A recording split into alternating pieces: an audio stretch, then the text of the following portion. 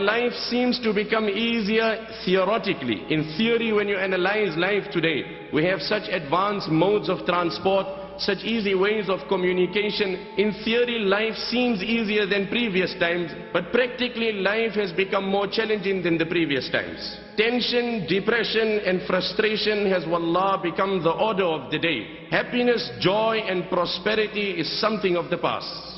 I swear by Allah, the greatest contributing factor to depression is guna. Ask that young boy who after he takes a pill and he's on a buzz and he's on cloud 9 and he's safe, floating somewhere else, as soon as he becomes sober, he goes through such depression that he's left with one of two options. Either he commits suicide or takes a pill again. There's no other choice in the life of that young boy. I personally have dealt with many youth involved in drugs. Perhaps while perpetrating the crime he enjoys fake pleasure, but no sooner he becomes sober, he goes through such depression. My Nabi sallallahu alaihi wasallam said in the hadith, prophesizing the things of Qiyamah, a man will come to the grave of his brother, not to respect the deceased, not to come and convey thawab to him. Yatamarragu. He will then turn in the soil of the grave and he will say, Ya laytani kuntu makana sahiba hadha al-qabr. My brother, I envy you, you are gone. I promise you, I cannot bear the calamities of this world any longer. I wish I was beneath the soil and you were above the soil. In the midst of all the comforts that he has, Ala mawtun yuba'u fa ashtarihi, fa hadha al-aishu ma la khayra fihi. Someone said, I wish, can you tell me someone is selling death? I want to buy death. I'm frustrated with life. I have come here with all the comforts, all the luxuries, all the affluence. Now in a fit of frustration you say, I wish I die, I wish I die, I wish I die. Take any youngster to a rehabilitation. When he's been admitted in that particular rehab, the first thing they ask him is the symptoms of drugs. Did the thought of suicide cross your mind? That's amongst the first things.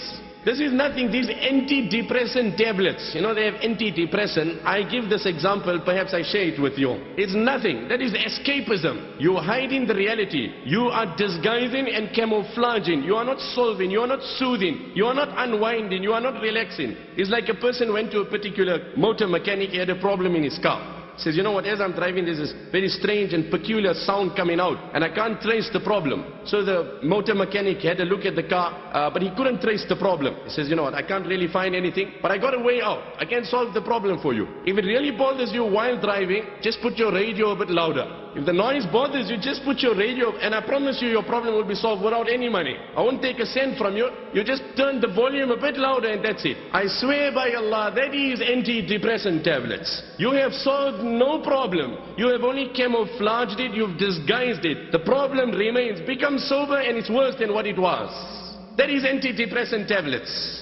The riwayat of Bayhaqi, Nabi alayhi salam said, La hawla wa la quwwata illa billah is the cure of 99 ailments, the least of which is depression. The least of which is depression. As I was mentioning, brothers, the greatest contributing factor to depression, Allah's qasam, is guna. There is nothing that will depress a man more than sin.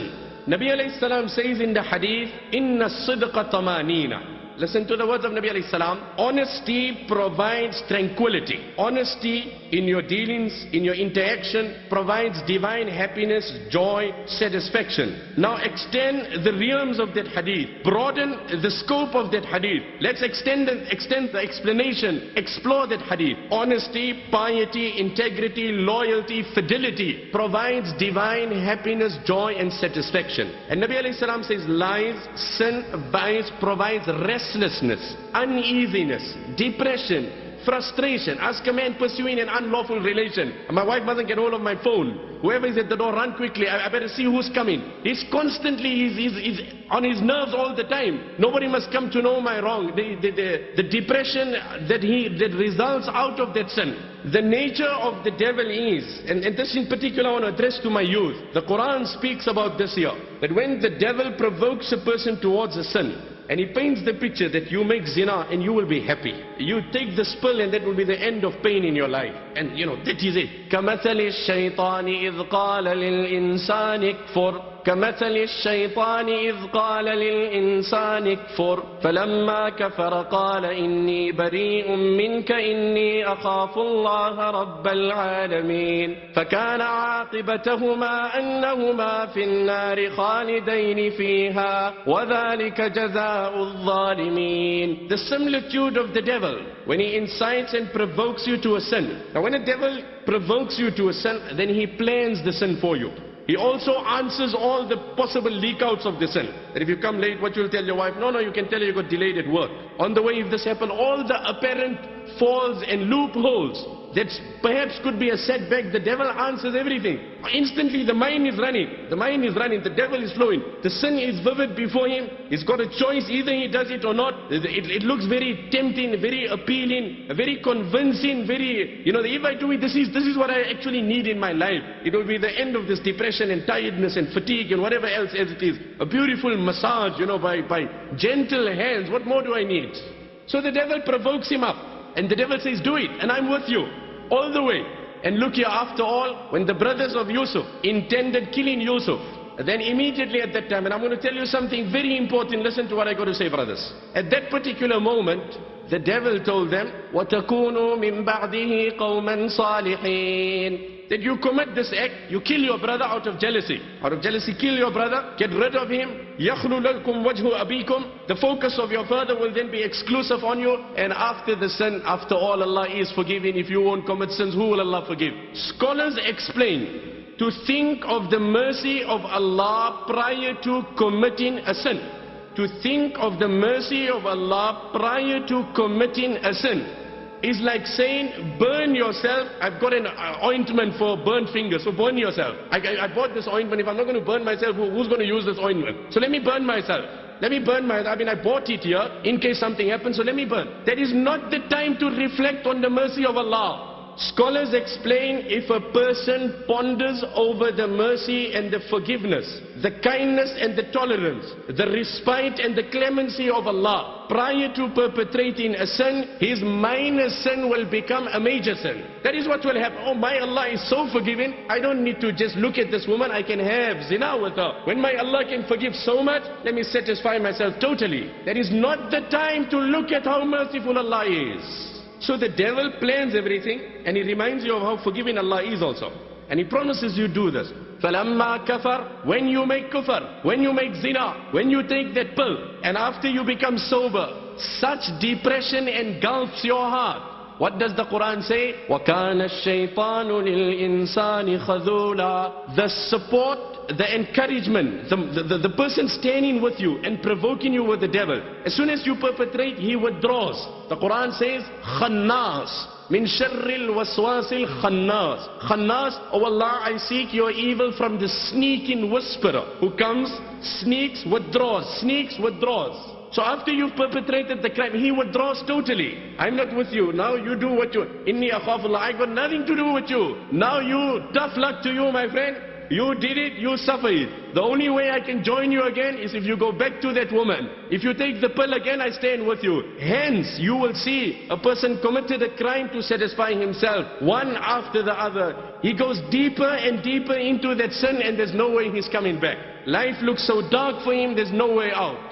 In the battle of Badr, Shaitan came to Abu Sufyan in the form of Suraqa as the leader of the tribe of Kinana, and he told him, وَإِذَا زَيَّنَ لَهُمُ الشَّيْطَانُ أَعْمَالَهُمْ وَقَالَ لَا غَالِبَ لَكُمُ الْيَوْمَ مِنَ النَّاسِ وَإِنِّي جَارٌ لَكُمْ. I am with you. Don't worry, I will support you, I will encourage you, I will help you, you will defeat the Muslims. فَلَمَّا تَرَاءَتِ الْفِئَتَانِ. But when reality stared and the two armies met with one another, نَكَسَ عَلَىٰ عَقِبَيْهِ. As is the nature of the devil, he withdraws and he fled the battle. So Abu Sufyan asked him, Oh Suraqa, where are you? You promised me, you encouraged me, you motivated me. قال إني, what did he say? نكس على عقبيه وقال إني بريء منكم إني أرى ما لا ترون إني أخاف الله. No, I can see divine angels coming. I've got nothing. You involved, you suffer the consequences. They say in Arabic, أهل الليل في ليلهم ألذ من أهل اللهو في لهوهم. Allah's qasam, the joy that people derive in disturbing their sleep, and making wuzu in cold water, and enjoying the privilege of communicating with Allah in the dead of night.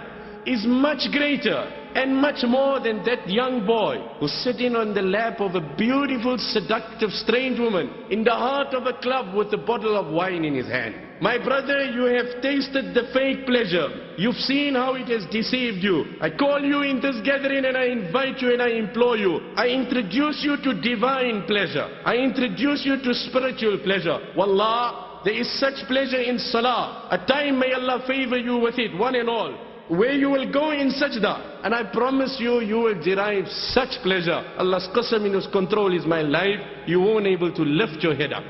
I promise you, brothers, I can tear and say it. There are those moments which Allah gives. رَجُلٌ ذَكَرَ اللَّهَ خَالِيًا. You know, one is you crave for a woman, you crave for a pill, you crave for a sin, and one is you crave for Allah. It's not even a correct term and phrase to use. You know, it has filthy connotations, crave. But you love Allah, and you sit in sajda, and you feel the presence of your Allah, and you feel that closeness to Allah, that you, wallah, I swear by Allah, you can't lift your head up. You just cannot. It's like you're stuck. There's something between you and your Creator. May Allah give it to you. Say Ameen.